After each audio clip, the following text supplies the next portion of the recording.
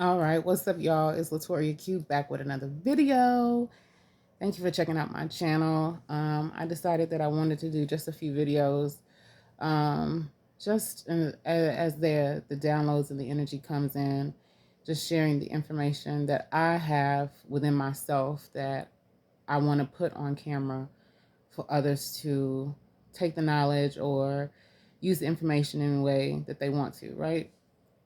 So the last video that I really did, um, I won't say it got a lot of views because it's not a lot of views, but it's probably more than I've had in a while. And so I thought it was interesting that, people of similar frequencies are ready for more information, and I wanted to come out with information that I have within myself. And when I say information I have within myself, this is from my own intuition, or this is from information or knowledge that I pick up in my daily life, just in how I should move and what's best for me and my family. And I feel like it's good information that I can share with someone else that they can use to benefit from it, if you follow what I'm saying. So, some things I do say or will say are obvious for obvious reasons. But for the most part, it's really for us to come together and share information on a platform built for people to share information together and really benefit amongst that community, right? So knowing your position and knowing your place. So I live in a place that I was not born in. I'm living in Kansas and I'm from Mississippi. And anybody from Mississippi and really from Mississippi, you can understand how information is passed. It's usually just from, within your family storytelling, or it's from within your area, someone sharing local history. And so you know how rich your history is and how sacred the ground is based off of the information that's shared within the family and within, the structure of education that you may receive, right? So I moved to Kansas as a young girl, and I really didn't understand the location, and I really didn't understand the place that I was in. I knew of what I learned about Kansas from when I was either, in school learning, or from what my parents knew, which was really not a lot. My parents being from Mississippi, they were taught about Mississippi. They weren't taught about Kansas. So they didn't know, what I would really be immersed into, right? So as I'm getting older, I'm recognizing myself being more a part of my local place, because that's really what's starting to shape my base of perspective, my knowledge base. It's really starting to shape who I am, how I interact with people, what it means to be myself, what it means to be friends, what it means to be my mother's daughter. I'm really learning who I am in this place that's not common to what my mind is being programmed, right? Because my mother and my father are not from here. So they teaching me from a place that they know. And I'm learning and growing from a place that they're showing me, but I'm also experiencing from my own perspective, right? So it took me a long time to really get immersed into where I'm at now. And so I relocated back to what I would call my Kansas hometown in 2018. And coming from where I was coming from, which was a lot more diverse and a lot more richer in history, especially history that I could connect to, where everybody that I was meeting, they were from Mississippi. So it's almost like if you're Chinese and you go to a place that's foreign to you and you meet your community of Chinese people, you automatically feel like, man, I'm at home because I can speak my language, and I can behave and do and say things in a manner in which I'm understood. So I moved to, you know, a bigger city in Kansas, which had a lot more what would be considered diversity. And then it had a bigger community of what I would be considered, my tribe. And so I began to identify myself differently, because then my experience of my place and my position of where I have been coming from, which is my experience of being taught by my parents, my experience of being taught by my environment. Now I'm being taught by not necessarily nature, but I'm being taught by decisions and choices that I'm making, because now I'm in a place that is foreign to me again, but I'm in a place on my own, so I have to move and walk in a way that's on my own. I have to be able to function as my own individual person, because at any given time, anything can happen. And when I say that, it doesn't mean I put away the teachings of my parents. What I'm saying is I had to really relearn who I was and how to position myself in my environment. So what I did was I learned to read energy real quick. Now, let me give you a little bit of backstory. I have some experience working with a lot of people who are what would be considered high risk.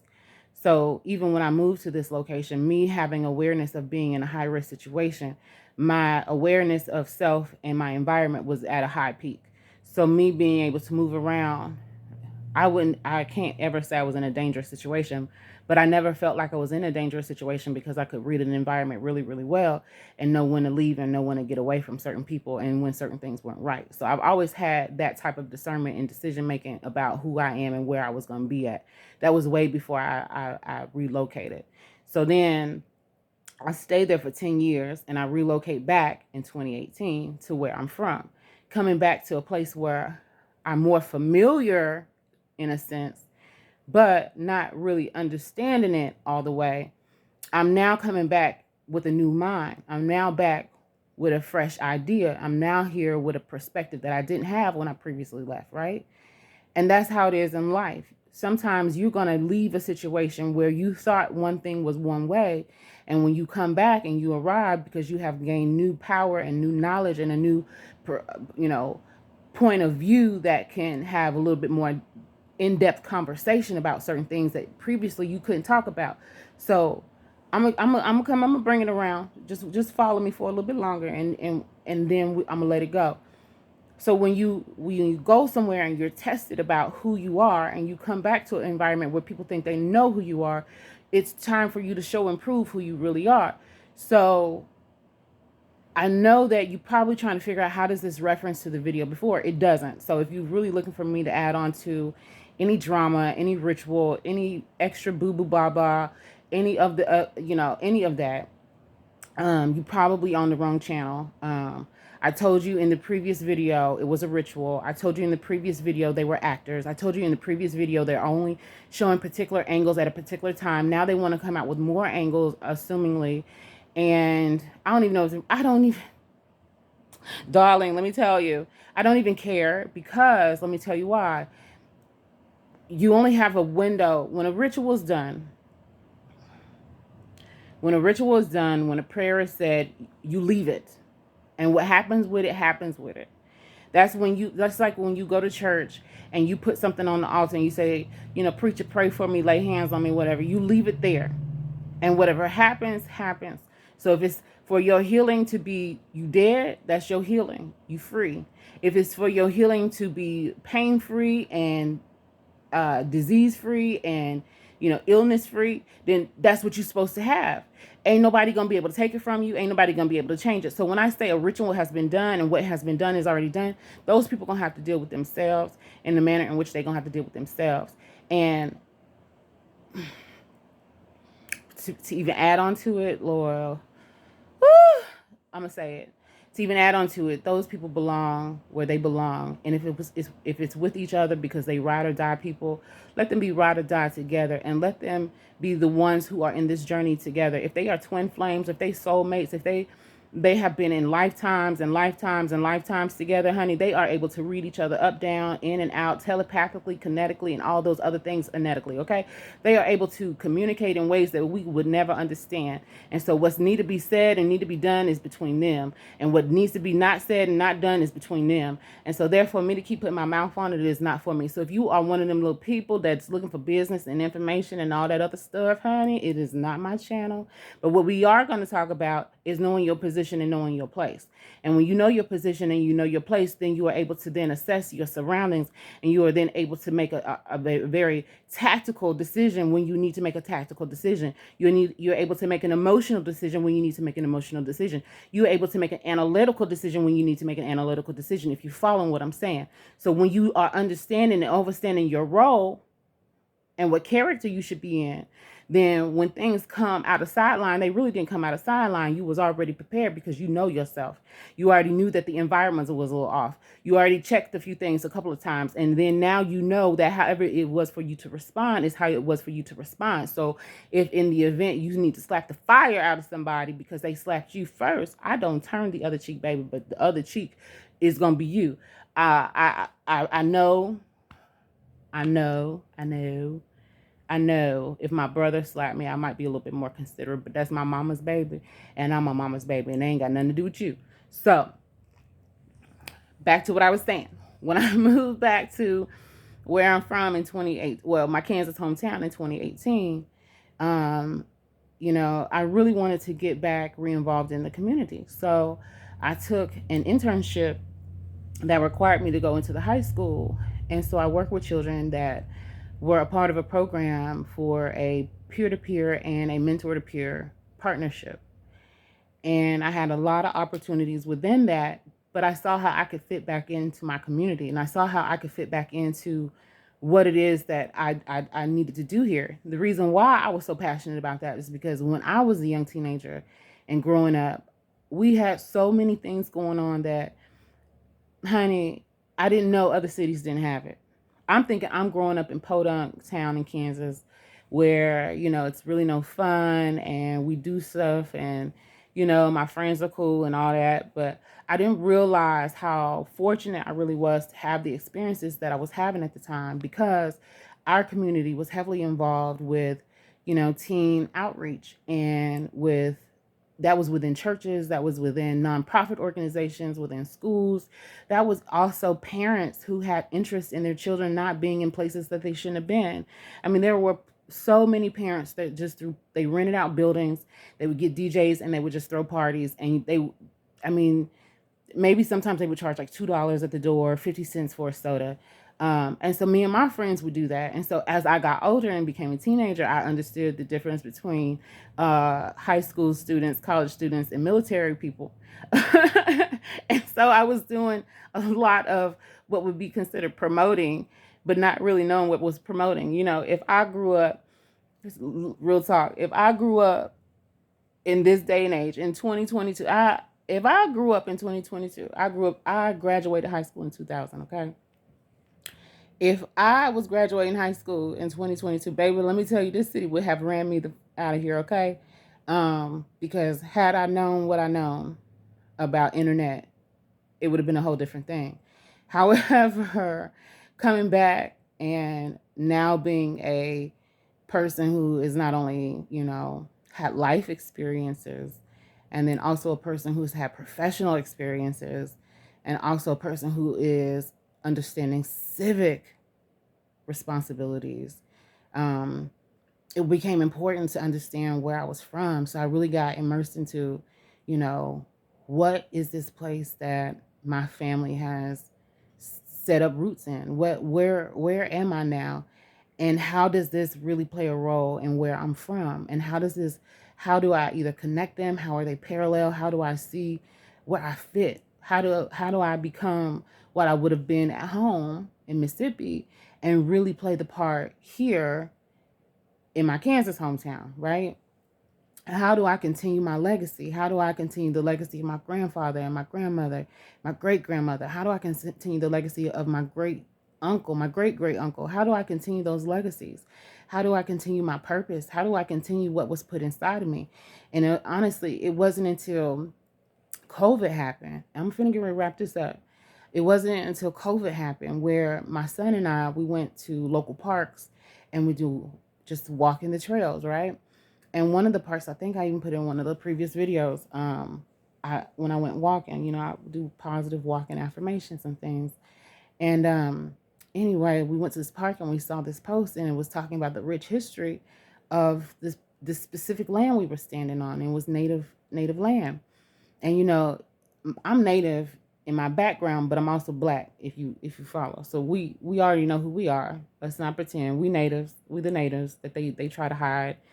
But we wasn't completely genocided. It was they changed political namings, all that. But that's not the point. I got immersed into the land that I'm in. And so then I began to look up the place that I'm in, right? And I then learned that less than less than a mile, a little over half a mile, there's a burial ground that they've been hiding. And it used to be a like stop on the highway. And and when I say they, yes, the people who excavated them, or if you, however you say it, excavated or dug them up, basically, they were being haunted and they were being so perplexed. I'd rather use that word. They were being perplexed. They were being so perplexed that they had to go and get other natives to do a ritual to make the land sacred again so that they can cover them back up and honor the land. Again, where I'm from, the ground's not that far from here. And so I was telling my brother this, right? And my brother was like, well, yeah, my friend, his grandmother grew up over there by the river. They find bones all the time. I said, uh-huh. So then I began to look up more history and more history about where I'm living at, this specific town that I'm in.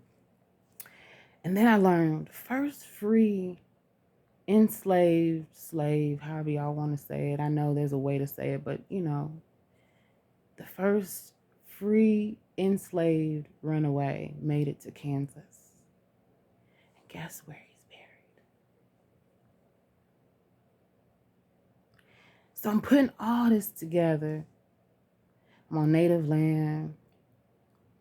I go over to the Coronado Castle all the time, or the Coronado Fort, or whatever you want to call it, where they was looking for the 7 hills of gold. I'm telling you, I'm living in a really rich place, but all the while I'm missing it. Why? Because I'm being so bombarded with who I was raised to be, who I thought I had to be, not wanting to be from here and not wanting to be here, to now coming back and realizing who I am, where I'm from, and how I play a part, how I play my position, how I play my role. How does my character fit? How do I do what I'm called to do in this place? That's this video. That's the people I look for. The ones who know who they are. They know their position. They know what they were called to do. They know their purpose. They know that within them there are great things, and that they are called to show and shine, and they are called to be and do and have. I'm with them folks, and them folks is with me. And anybody come on here talking anything crazy, it ain't about being crazy, like negative crazy, but I'm not one of them people who do negative affirmations or negative talk. You can't talk. You can't talk to talk with me. I listen twice as hard as I freaking talk. And I listen with everything. I listen with my eyes, I listen with my ears, I listen with my hands, I listen with my sensories, like my skin and my nerves. I listen with the air, I listen with the daggone water, I listen with all of it. I listen to the flowers and how they even look at you when you walk in a room. If them motherfuckers turn down and get sad when you walk by, I'm concerned. Even the flowers ain't even happy. You ain't no sunshine. Your light ain't vibrant enough. Get you some light inside of you. I'm one of them. I said it was from Mississippi. All right, baby. I made a TikTok, right? And they said, do your bio. Well, I'm the auntie that nobody know what I'm finna say next, but whatever I'm finna say is finna be good. So from this one, go on check, go on subscribe, go on like, go on make a comment. I know that's what you want to hear, baby. This is YouTube. We got to do it. We got to handle business. All right. Bye, babies.